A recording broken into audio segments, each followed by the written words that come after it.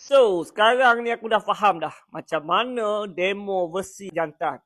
Yang mana hanya mendapat sambutan kira-kira 500 orang sahaja.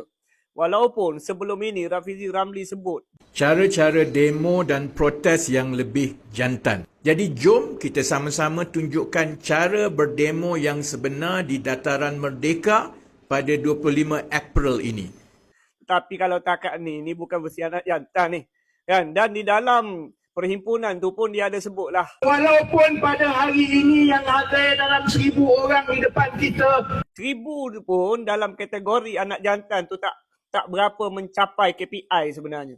Tambah pula laporan daripada media ni menunjukkan hanya 500 orang sahaja. Dan tadi tu adalah sikit pertelagahan, ada sikit kekalutan lah kan. Dan yang mana kita tengok geng-geng mahasiswa muka sama ni, dok buat dia punya overreact. Hei penguasa, lelaki apakah kamu? Inilah kezaliman motherfucker Anwar Ibrahim. Tapi Rafizi Ramli sendiri mengesahkan hari ni tak sama dah macam dulu. Saya nak kongsi begini, tadi tak ada apa-apa. Okay. So calm down, tidak ada. Kita telah berubah banyak daripada tahun-tahun dahulu. Cara kerajaan hari ni mendengar suara rakyat, memberikan kebebasan bersuara kepada rakyat itu lebih baik daripada dulu. Dan aku sarankan kepada korang semua untuk pergi ke mana-mana platform Maxos. Tengok respon rakyat dekat situ macam mana. Majoritinya rakyat memang tak berapa gemar dengan apa yang dibuat. Ditambah pula yang hadir itu hanyalah figura-figura sama. Anak jantan punya bersih, biasa punya bersih orang sama je.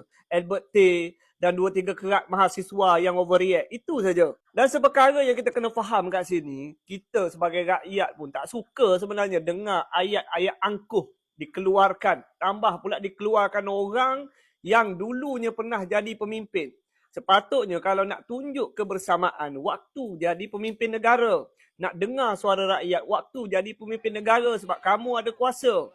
Tapi bila dah tak ada kuasa, baru nak turun ke jalanan. Kalau kita sebagai rakyat pun tak suka nak dengar, apatah lagi pendemo yang dah berdemo sekian lama kan. Tiba-tiba diorang ni dah berapa kerajaan dah dia lawan, ada seorang ni hadir kononnya dia yang tahu bagaimana demo versi anak jantan. Oh memang bengang lah kalau aku pendemo aku bengang.